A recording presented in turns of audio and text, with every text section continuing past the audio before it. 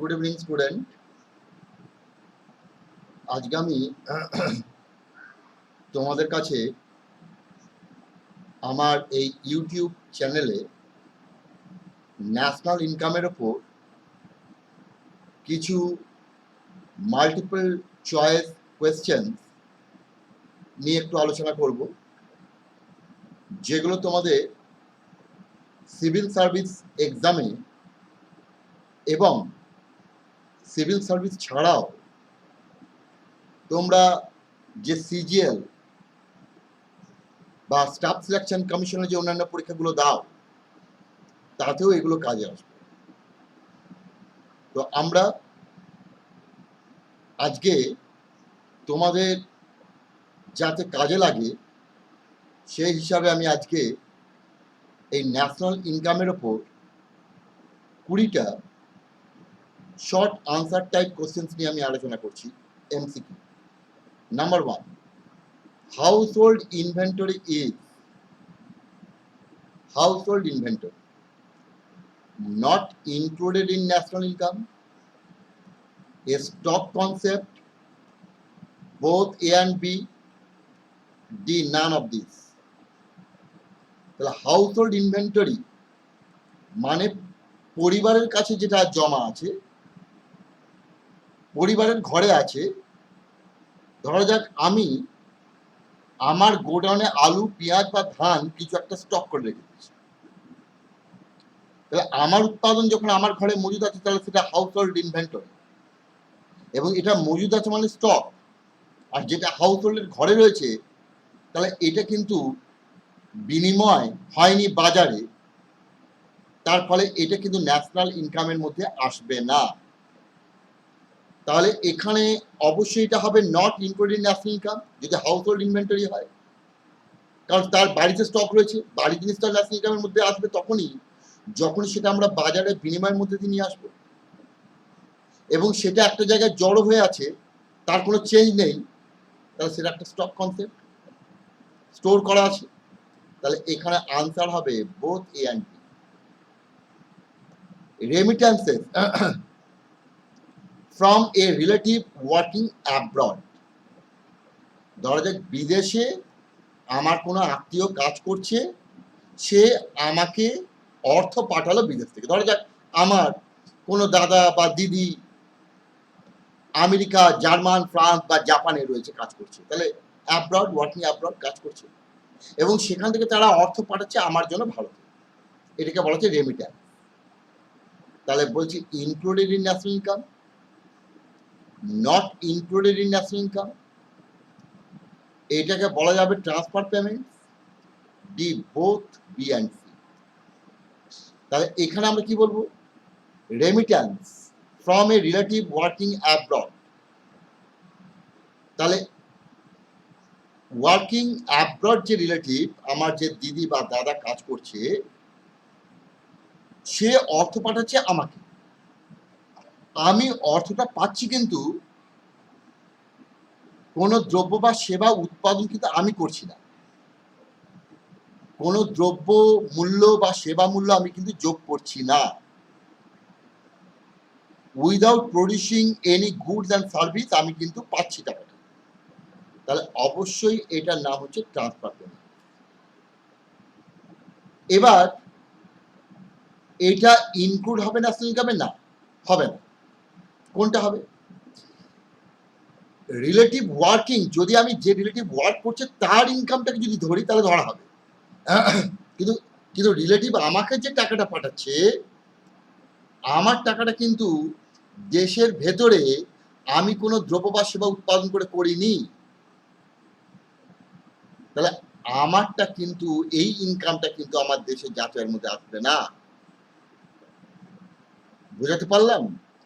ধরা যাক আমার দাদা জাপানে কাজ করছে, তাহলে আমার দাদা ভারতীয় নাগরিক, সে জাপানে কাজ করছে, তাহলে সে ইন্ডিয়ান হিসেবে যা রিসিভ করবে সেটা আমার Indian earning inflow.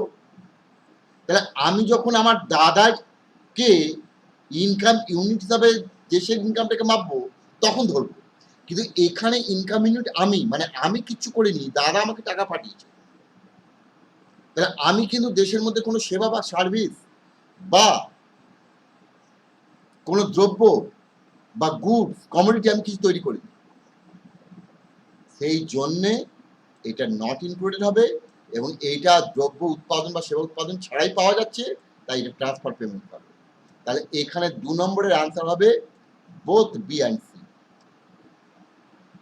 On account production of goods is included in national income because goods are tangible, their valuation is possible, goods are more productive than services, none of these. তাহলে own account production of goods, নিজের ক্ষেত্রে আমি উৎপাদন করছি good, is including national income because আমি আমার নিজের জন্য যে দ্রব্য উৎপাদন করছি সেটা জাতীয় আয় যুক্ত হয়েছে। কি কারণে হতে পারে না, যদি তাদের ভ্যালুয়েশন, মানে আমি প্রোডাকশন করেছি এবং সেটা যদি বাজারে বিনিময়ের জন্য নিয়ে আসে, তাহলে সেটা অবশ্যই ভ্যালু একটা তৈরি করবে। তাহলে দেয়ার ভ্যালুয়েশন যেহেতু পসিবল, তাহলে এটা হবে। তাহলে এখানে আনসার হবে B, their valuation is possible বলেই ন্যাশনাল ইনকামে ইনক্লুড করা যাবে। Value added refers to production of durable goods, output intermediate consumption, production of non-durable goods, expenditure on intermediate goods. তাহলে ভ্যালু অ্যাডেড মানে কি? ভ্যালু অ্যাডেড মানে কি? Production of durable goods, output intermediate consumption, production of non durable goods, expenditure on intermediate goods, কোনটা value added? আমার যদি option এই ধরনের থাকে, তাহলে আমরা বিচার করি। আমাদের যে জানা আছে production of durable goods, fridge, TV, গাড়ি, আমরা হাতে যে পেনটা দিয়ে লিখছি সে পেনটা, তাহলে এখানে এই ডিউরেবল গুডস ক্ষেত্রে আমরা এখানে এইটা মানে বোঝায় না durable goods, production of durable goods value added এটার মানে বোঝায় না। আউটপুট ইন্টারমিডিয়েট কনজাম্পশন মানে আমার ময়দা আউটপুট, তাহলে ময়দাটা কোথেকে আসবে? গম এবং বিদ্যুৎ। তাহলে গম এবং বিদ্যুৎ থেকে যদি আসে, তাহলে গম বিদ্যুৎ হচ্ছে মধ্যবর্তী, যে গম বিদ্যুৎ থেকে আমি আউটপুট পাচ্ছি ময়দা। তাহলে এইখানে আমরা গম এবং বিদ্যুৎ থেকে যে আউটপুট পাচ্ছি, তাহলে গম ময়দা এখানে ভ্যালু অ্যাড করে আউটপুট তৈরি করছে। প্রোডাকশন অফ নন ডিউরেবল, ক্ষণস্থায়ী, যেমন ধরা যাক তুমি গান শুনছো, তুমি বাসে বা ট্রেনে যাতায়াত করার জন্য টিকিট কিনলে, সিনেমা শো দেখতে গেলে তুমি ঝালমুড়ি কিনে খাচ্ছ, that's non durable. Expenditure on intermediate goods, intermediate goods কিনছি কিন্তু এটা যে ভ্যালু অ্যাড করছে আউটপুট কই, হবে না। তাহলে এইটা হবে না, এইটা হবে না, এইটা হবে না, তাহলে অ্যান্সার হবে আউটপুট ইন্টারমিডিয়েট কনজাম্পশনকে বলবো value added. Number 5, gross domestic capital formation. ভালো করে দেখো, gross domestic capital formation is the sum total of expenditure on fixed assets, gross domestic fixed capital formation and change in stock, net domestic fixed capital plus inventory investment plus depreciation, both B and C. তাহলে gross domestic capital formation মানে মোট, এই capital formation মানে হচ্ছে আমরা উৎপাদন করার জন্য যে মূলধন করছি সেইটা সেই জায়গায়, এবং এইখানে ফরমেশন মানে তৈরি হচ্ছে। তাহলে আমার যে স্টক, যেমন ধরা যাক আমার গোডাউনে আছে 10টা টিভি, এই 10টা টিভি আমি ভাবলাম যে বাজারে এখন যা অবস্থা 15টার বেশি টিভি বিক্রি হবে না, তাহলে 10টা আছে, তাহলে আমি 5টা তৈরি করব, বা 10টা তৈরি করলাম, 5টা আমার হাতে থাকবে। কিন্তু দেখলাম বাজারে অলরেডি 17 থেকে 18টা টিভি বিক্রি হয়ে গেছে। তাহলে আমার আগে কটা ছিল টিভি? 10টা। এখন বিক্রি পর কটা দাঁড়ালো? 2টো বা 3টে। তাহলে আমার আগে ইনভেন্টরি যা ছিল সেখান থেকে ইনভেন্টরি কমে গেল 2টো বা 3টে। তাহলে আমাকে ওখানে নিয়ে যেতে গেলে কি করতে হবে? অ্যাডিশন করতে হবে, তাহলে আরো 7টা টিভি আনতে হবে। That's addition to the stock. এবং এইটা করতে গিয়ে যে উৎপাদন করব, সে উৎপাদনের ধারায় আমার এই গ্রস ক্যাপিটাল ফর্মেশন করতে গিয়ে আমার মেশিনের কিছু ক্ষয়ক্ষতি হবে, আমার মেশিনের পুরনো হবে, ওল্ড হবে। তাহলে তার জন্য আমাকে মেশিনের স্পেয়ার পার্টস চেঞ্জ করা, মেশিনকে ভালো করে মেরামতি করা, এর জন্য একটা খরচ। তাহলে আমার গ্রস ক্যাপিটাল ফর্মেশন থেকে যদি আমি ডেপ্রিসিয়েশন বাদ দিই তাহলে নেট, আর গ্রস ক্যাপিটাল ফর্মেশন মানে তাহলে কি দাঁড়াবে?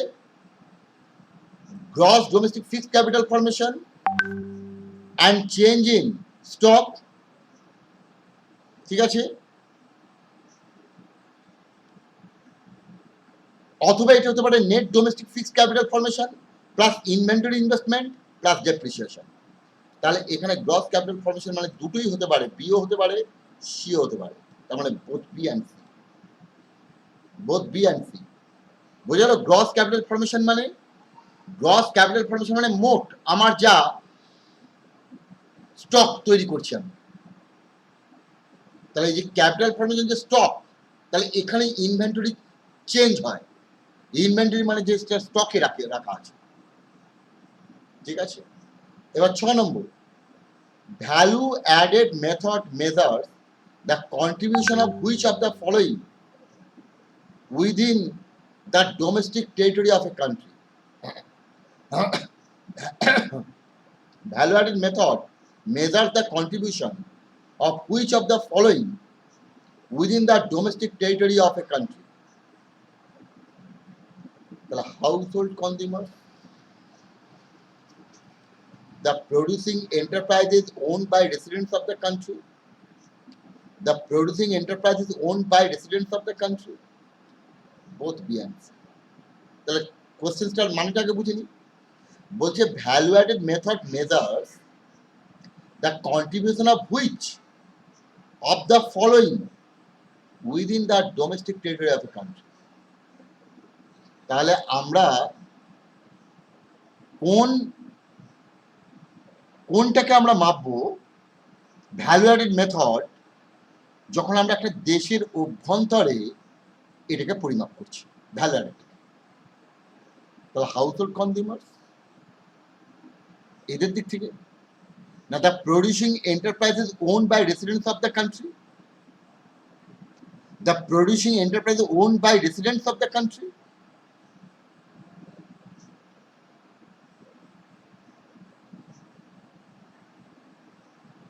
আর বোথ বি অ্যান্ড সি। তাহলে এখানে আমরা বলবো, এখানে হবে both B and C. Producing enterprise owned by residents of the country, the producing enterprises owned by residents of the country, যেটা অর্থাৎ যারা রেসিডেন্ট এন্টারপ্রাইজ ওন করছে, প্রডিউস করছে, তাদেরটা আমরা ভ্যালু অ্যাডেডের মধ্যে ধরব। Number 7, which of the following item is not included while estimating national income by income method? কোনটাকে আমরা ইনক্লুড করব না? রেন্টকে ইনক্লুড করব না, মিক্সড ইনকামকে, আনডিস্ট্রিবিউটেড প্রফিট, না ফিক্সড ইনভেস্টমেন্ট? আমাদের ইনকাম পরিষ্কার ব্যাপার। আমরা ইনকাম বলতে যা আমরা প্রাপ্ত, কোনো সংস্থায় হোক, কোনো ব্যক্তি হোক, যা আমরা পাচ্ছি। রেন্ট সার্ভিস দিয়ে প্রাপ্তি, মিক্সড ইনকাম সার্ভিস দিয়ে প্রাপ্তি, আনডিস্ট্রিবিউটেড প্রফিটও পাওয়া যায় কোন সার্ভিস দিয়ে, তাহলে গুডস বা সার্ভিস প্রডিউসের মধ্যে দিয়ে এটা এসছে, তাহলে এগুলো অবশ্যই ন্যাশনাল ইনকাম। ফিক্সড ইনভেস্টমেন্ট, এটা একটা এক্সপেন্ডিচার, এটি ইনকামের মধ্যে আমরা ধরছি না, কোনো যন্ত্র বা মেশিন যেটা বসানো বা কোনো প্ল্যান, এটা ইনভেস্টমেন্ট। তাহলে সিটাকে ধরবো। Which of the following is not an element of final consumption expenditure, কোনটা শেষ স্তরে ভোগ ব্যয় হবে না? House hold expenditure on food, তাহলে খাবার কিনলাম মানে এটা শেষ স্তরে আর কিছু হবে না। গভর্নমেন্ট ফাইনাল কনজাম্পশন এক্সপেন্ডিচার, বলেছে এটা final consumption. House hold expenditure on education, শিক্ষার উপর খরচ পরিবারের। এক্সপেন্ডিচার অন র মেটেরিয়াল, উপাদান কেনার জন্য খরচ। তাহলে উপাদান যখন আমরা কিনছি, তাহলে উপাদানটা আমরা উৎপাদনের কাজে লাগাবো। যেমন ধরা যাক আমরা বললাম গম কিনলাম, তাহলে গম থেকে আমরা ময়দা তৈরি করবো, তাহলে গমটা হচ্ছে র মেটেরিয়াল বা ইন্টারমিডিয়েট। সুতো থেকে কাপড়, সুতোটা র মেটেরিয়াল, তুলো থেকে সুতো, তুলো এখানে র মেটেরিয়াল। তাহলে তার উপরে যে আমরা খরচ করব সেটা কিন্তু কখনোই ফাইনাল না, ঠিক আছে? As a result of double counting, national income is overestimated, underestimated, correctly estimated, not estimated for that entire year of counting. তাহলে পরিষ্কার এখানে ডাবল কাউন্টিং মানে ওভার এস্টিমেটেড, এখানে হয়ে যাবে ওভার এস্টিমেটেড, এটা পরিষ্কার ডাবল কাউন্টিং ট্রিপল কাউন্টিং হয়ে যাচ্ছে। Which of the following is not included in national income? Which of the following is not included in national income? কোনটা ন্যাশনাল ইনকামের মধ্যে ইনক্লুড করা হবে না? কি receipt of a gift cheque send by your parents settled abroad, তোমার বাবা মা বিদেশে বাস করে, তোমাকে একটা গিফট চেক পাঠালো। Repatriation of wages earn by NRIs to their parents in India, তাহলে repatriation of wages earn by NRIs, ভারতের যে শ্রমিকরা সৌদি আরব, ইরাক, ইরান, আমেরিকায় কাজ করছে, তারা তাদের অর্থ, আয় করা অর্থ ওয়েজেস ভারতে বসবাসকারী তাদের বাবা মাকে পাঠাচ্ছে। Excise duty on domestic production, দেশে যে সমস্ত দ্রব্য উৎপাদন হচ্ছে তাদের উপর যে কর, 10 বলছে অল অফ দিস।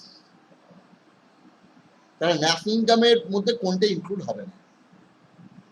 তাহলে পরিষ্কার আমরা ন্যাশনাল ইনকামের সংজ্ঞাতে জানি, যা কিছু যে বছরে আমরা মাপছি সেই বছরে উৎপাদন হবে এবং বিনিময় হবে সেই জায়গা থেকে। প্রত্যেকটি ক্ষেত্রে দেখো কোনো দ্রব্য বা উৎপাদন ছাড়াই কিন্তু এই আয়গুলো রিসিপ্ট হয়েছে, অর্থাৎ receipt of a gift cheque send by your parents, তাহলে তোমার এটা ট্রান্সফার আনি, তোমার বাবা মা বিদেশ থাকে, তারা ওখানে আয় করেছে, তারা করে, তুমি করো না, তোমাকে কিন্তু চেক পাঠাবে গিফট চেক, তাহলে আসলে মধ্যে এটা আসবে না। Repatriation of wages earned by NRIs, তাহলে আমার ছেলে বা মেয়ে বিদেশে কাজ করছে, করে যা আয় করলো আমাকে পাঠালো, তাহলে আমি কোনো আয় করিনি, আমি কোনো উৎপাদন করিনি, তাহলে এটাও transfer. Excise duty on domestic production, তাহলে এই যে উৎপাদনের উপর কর, করটা কিন্তু সরাসরি কোনো মূল্য তৈরি করছে না, এটা হস্তান্তর আয়, অর্থাৎ আমার কাছ থেকে সরকার একটা আয় নিয়ে নিচ্ছে উৎপাদনের জন্য, ডাইরেক্ট কোনো বেনিফিট দেওয়া ছাড়াই, তাহলে এটাও একটা ট্রান্সফার ইনকাম। সবগুলো ট্রান্সফার ইনকাম আমরা জানি, ট্রান্সফার ইনকাম কখনো ন্যাশনাল ইনকামের মধ্যে আসে না, কারণ ন্যাশনাল ইনকামের মধ্যে সেটাই ধরবো যা দ্রব্য সেবা উৎপাদনের মধ্যে দিয়ে আসবে, তাই এখানে হবে all of this. Which of the following is not a transfer payment, কোনটা ট্রান্সফার পেমেন্ট হবে না? Interest on national debt, retirement pension, old age pension, donation, তাহলে কোনটা is not a transfer payment, কোনটা ট্রান্সফার পেমেন্ট নয়? Donation অবশ্যই transfer payment, old age pension অবশ্যই transfer payment, interest on national debt অবশ্যই transfer payment, retirement pension, কারণ এটা নয় কেন? না আমি রিটায়ারমেন্টের আগে যে টাকা জমি রেখেছি সেই টাকাটাই আমি পাচ্ছি, তাহলে আমারই তৈরি টাকা আমি পরে নিচ্ছি, এখন ইনকামটা না করে পরে। তাহলে ওল্ড এজ পেনশন খুব ভালো করে দেখো, পেনশন মানে কিন্তু ট্রান্সফারের মধ্যে ওল্ড এজ পেনশনটা ট্রান্সফার, কিন্তু রিটায়ারমেন্ট পেনশন এটা কিন্তু ট্রান্সফার পেমেন্ট নয়। আমরা ইউপিএসসি লেভেলের, ডাব্লিউবিসিএস লেভেলের যখন পরীক্ষা দিই তখন যদি এই টাইপের কোশ্চেন দিয়ে দিয়ে তোমাকে কনফিউজ করে দেবে এবং তুমি ঘুরপাক খাবে কোনটা হবে কোনটা হবে কেন হবে, কারণ তোমার লজিকটা নেই। তাহলে তোমার যে লজিক কনসেপ্টটা যদি ক্লিয়ার থাকে ন্যাশনাল ইনকামের উপর, তাহলে তুমি পাবে। আমি যে অনলাইনে ক্লাস করাই, কোচিং করাই ইউপিএসসি ডাব্লিউবিসিএস এ, সেখানে আমি এই এই কনসেপ্টগুলোকে দেওয়ার চেষ্টা করি আমার ক্লাস। তাহলে বোঝা গেল ইন্টারন্যাশনাল ন্যাশনাল ডেট রাষ্ট্র যে রিং করেছে তার উপর যেটা, সেটা রাষ্ট্রের একটা হস্তান্তর আয়, কোনো ফাংশন নেই। ওল্ড এজ পেনশন, বার্ধক্য ভাতা, কোনো কাজ না করে, ডোনেশন, কোনো কাজ না করে, কোনো দ্রব্য সেবা উৎপাদন না করে, রিটায়ারমেন্ট, দ্রব্য সেবা উৎপাদন করে আমি বর্তমানে আয় টাকা নিয়ে রেখে দিচ্ছি খানিকটা, পরে নেব, that is retirement pension. Which of the following items included while estimating GNP of a country at market price? Which of the following items included ধরা হবে while estimating GNP of a country at market price? Sales of the enterprises, indirect taxes, remittances by NRIs, subsidy. তাহলে বলছি which of the following items included while estimating GNP gross national product, এর অপর নাম হচ্ছে gross national income, GNI বলা হয়। বর্তমানে আধুনিক মতে পিটাকে পি এর বদলে আই ব্যবহার করা হয়, কারণ আমরা জিএনপিটা হচ্ছে ইনকাম অ্যাপ্রোচ, ইনকাম সেন্সে এইটা মাপি, এটাকে আমরা প্রোডাক্ট সেন্সে মাপি না। তাই জিএনপির যে জিএনআই, তাহলে এখানে while estimating GNP of a country at market price যখন আমরা মাপবো তখন কোন আইটেমকে ইনক্লুড করব? সেলস অফ এন্টারপ্রাইজেস, দেশের মধ্যেই তো, ও তো জিডিপির মধ্যেই রয়েছে। ইনডাইরেক্ট ট্যাক্সেস, নো, এটা হস্তান্তর আয় হবে না। সাবসিডি, নো, এইটা হবে না মূলত।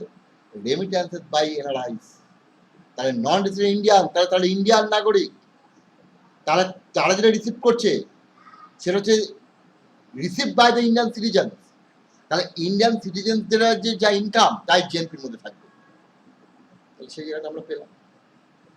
তাই এখানে হবে remittances by NRIs, non resident Indians.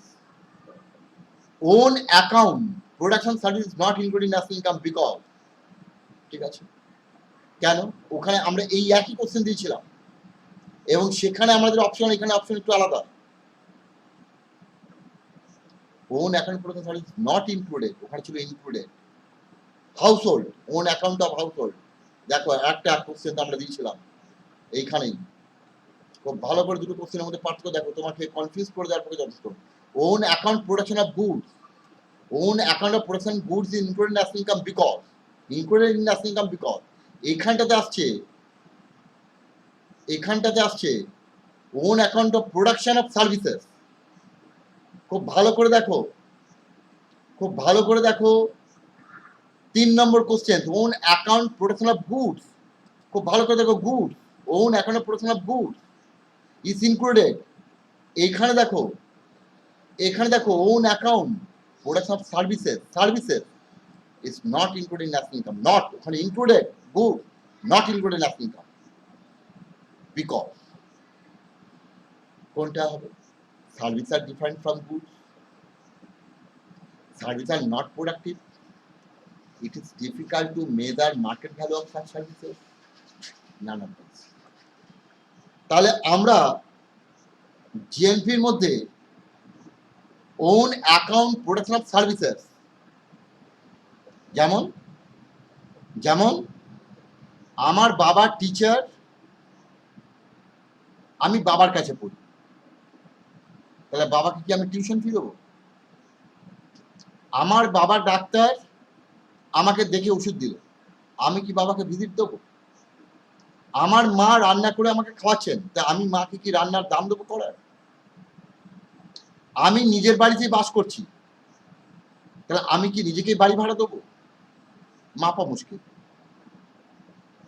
ঠিক আছে, তাই কেন এটাকে ধরা হবে না সার্ভিসগুলোকে own account of production service ধরা হবে না কেন? না ভ্যালুয়েশনটাকে করা যায় না। ওখানে ধরা হবে কেন গুডসকে? ভ্যালুটাকে করা যায়, ভ্যালুয়েশনটাকে মাপা যায় গুডসের, কারণ বাজার দর আছে, বাজারে বিনিময় হচ্ছে, সেখান থেকে আমি পেয়ে যাবো এর ভ্যালুয়েশন। কিন্তু ঘরে মা যে সার্ভিস দিচ্ছে, বাবা যে সার্ভিস দিচ্ছে, সেটাকে আমরা মাপবো কেমন করে? ক্লিয়ার? খুব ভালো করে মনোযোগ দিয়ে করবে, পড়বে, কারণ ইউপিএসসি ডাব্লিউবিসিএস এর জন্য ভীষণ ভীষণ ইম্পর্ট্যান্ট এই চ্যাপ্টারগুলো, এবং খুব কনফিউজিং, কনসেপ্ট পুরোপুরি ক্লিয়ার না থাকলে আনসার করা একদম ভুল হয়ে যাবে answer. Difference between closing stock and opening stock during an account year is known as closing stock এবং opening stock in a accounting year. মানে কি দাঁড়াবে? Increase in stock, change in stock, decrease in stock. তাহলে opening এবং closing একটা accounting year, তাহলে opening ছিল account, closing, তাহলে তার মধ্যে কি হবে? চেঞ্জ। আমার ইনক্রিজ না ডিক্রিজ বলতে পারবো না, কারণ চেঞ্জটা বলতে পারবো। তাহলে change in stock. Compensation of employees include, কর্মচারী যারা কাজ করে, এমপ্লয়িজ, তাদের যে কম্পেনসেশন, সেটা কি ইনক্লুড করবে? Wages and salaries in cash, wages and salaries in kind, pension and retirement, all of this. The compensation of employees. The compensation of employees কি দেবো? Wages and salaries in cash দিতে পারি, kind দিতে পারি, pension and retirement, তাহলে সবগুলোই compensation. তারা কাজ করছে, কাজের জন্য তারা এই রিওয়ার্ডটা পাবে। Operating surplus, rent, profit, interest, rent, interest plus compensation of employees, net domestic product at factor cost minus compensation of employees minus mixed income of self-employed. D, both A and C. Operating surplus মানে হচ্ছে আমি উৎপাদন করছি, উৎপাদন থেকে আমি আয় করছি, আমি অর্গানাইজার, তাহলে এখানে যে ফ্যাক্টর অফ প্রোডাকশনগুলো থাকে, তাহলে ফ্যাক্টর অফ প্রোডাকশনগুলো তাদের সার্ভিস দেওয়ার জন্য তারা আয় করে। যেমন ল্যান্ড, তার সার্ভিস জন্য সে তার রিওয়ার্ড হচ্ছে রেন্ট। ক্যাপিটাল, তার রিওয়ার্ড হচ্ছে ইন্টারেস্ট। অর্গানাইজার, তার কাজের জন্য সে পাবে প্রফিট। তাহলে এই যে রেন্টের মধ্যে আমাদের যেটা রয়ে যাচ্ছে, যেটা আমরা যে কোনো ফ্যাক্টর, ল্যান্ড বা লেবার, সেটা সবটাই আসছে। তাহলে এইটা আমরা দিচ্ছি, আমাদের মোট উৎপাদন থেকে এটা পড়ে থাকছে বলেই এটা দিতে পারছি, নাহলে এটা পে করতে পারতাম না। তাহলে আমার রেখে তবে এটাকে দিচ্ছি। তাহলে অপারেটিং সারপ্লাস এটা তৈরি হচ্ছে, অথবা আমাদের net domestic product factor cost যা তৈরি হলো, উৎপাদন, ম্যানুফ্যাকচারিং, সেখান থেকে বাদ দিয়ে দেবো কম্পেনসেশন অফ এমপ্লয়িজ আর mixed income of self employed. তবেই আমরা পাবো বোধে। মিক্সড ইনকাম মানে কি? মিক্সড ইনকাম মানে এই যে আমি অনলাইনে আজকে ক্লাস নিচ্ছি, আমার private coaching class, private coaching ক্লাসে আমি বিসিএস, ইউপিএসসি, ইকোনমিক্স পড়াচ্ছি, আমি টাকা নিচ্ছি, তার একটা ইনকাম।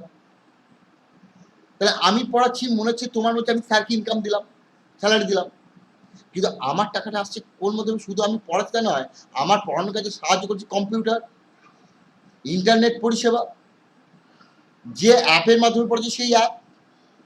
তাহলে একা আমার কোনো কন্ট্রিবিউশন নেই পড়ানোতে, ইনকামটাতে। তাহলে সেখানে ইনকামটাতে কন্ট্রিবিউশন হচ্ছে কম্পিউটার, রয়েছে ইলেকট্রিসিটি, রয়েছে নেট। তাহলে আমার যে ইনকামটা, আমি বলবো এখানে যদি আমি 100 টাকা পাই, তাহলে কার কত টাকা ভাগ করা যাচ্ছে না, তাই এটার নাম হয়ে গেল মিক্সড ইনকাম। ক্লিয়ার? তাহলে অপারেটিং সারপ্লাস বলতে আমরা বলবো both A and C. 17, which of the following is not included in inventory investment? কোনটাই ইনভেন্টরি ইনভেস্টমেন্টে ইনক্লুড করা যাবে না?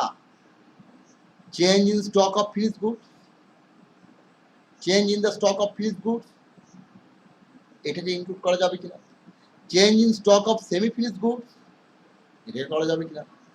Change in stock of raw materials, এটা করা যাবে কিনা? Change in sales during the year. তাহলে আমরা change in stock of finished goods, তাহলে আমাদের ফাইনাল যে দ্রব্য তার যদি স্টক চেঞ্জ হয় তাহলে আমরা তাকে ইনভেন্টরি হিসাবে দেখাবো। Change in stock of semi finished goods আজ দেখতে হবে, তাহলে সেটাও আমার ইনভেন্টরি স্টক থাকবে। Change in stock of raw materials, কাঁচা মাল যা সেটা আমার ইনভেন্টরির মধ্যে। কিন্তু change in sales during the year, বিক্রি করেছি গতবার, এটা এই যে বিক্রির যে চেঞ্জ সেটাকে কিন্তু আমরা ইনভেন্টরির মধ্যে দেখাবো না, কারণ সেটা বিক্রি করে বাজারে নিয়ে এসছে, সেটা আমার স্টকে নেই, বাজারে চলে গেছে, তাই সেটা কিন্তু কখনোই ইনভেন্টরির মধ্যে আসবে না। ইনভেন্টরি মানে যা যতক্ষণ বাজারে যায়নি আমার গোডাউনের মধ্যে রয়েছে, আমার হোর্ডিং এর মধ্যে রয়েছে। Which of the following is not a part of final expenditure, কোনটা ফাইনাল এক্সপেন্ডিচারের পার্ট নয়? Consumer goods purchased by the government, consumer goods exported to rest of the world, seeds purchased by the farmers, government fixed investment expenditure. তাহলে which of the following is not part of final expenditure? Final expenditure মানে যেখানে expenditure and, যেখান থেকে আর কিছু উৎপাদন, কোনো আয় তৈরি হবে না। Consumer goods purchase by government, final. Consumer goods exported to rest of the world, final, ভোগ হয়ে যাবে, সেখান থেকে আর কোনো উৎপাদন হবে না। সিড পারচেস বাই ফার্মার, বীজ কিনে রোপণ করে সেখান থেকে ফসল, তাহলে সিড কিনলাম, এবার জমিতে দেবো, উৎপাদন সিডটা ফাইনাল না, ইন্টারমিডিয়েট। র মেটেরিয়ালস, তাহলে এটা ফাইনাল এক্সপেন্ডিচারের মধ্যে পড়ছে। Problem of double counting can be avoided by final output method, value added method, both A and B, neither A and B। তাহলে আমরা যেটা বলতে পারি যে 19-এ C both A and B double কাউন্টিংকে এড়ানো যায়, কিন্তু ফাইনাল আউটপুট মেথডের যেটা সমস্যা, কোন দ্রব্যটা ফাইনাল এটাকে বাছাই করা খুব মুশকিল। তোমার কাছে যেটা ফাইনাল আমার কাছে সেটা ফাইনাল নাও হতে পারে। তোমার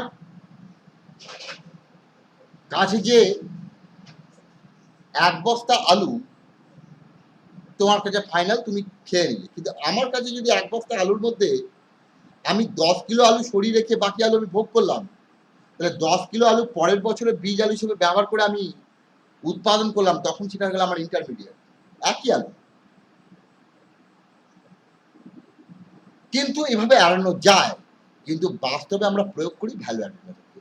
তাই যদি তোমার কোয়েশ্চেন থাকে problem double counting can be avoided by using, দুটোতেই বোথ এন্ড, ঠিক আছে।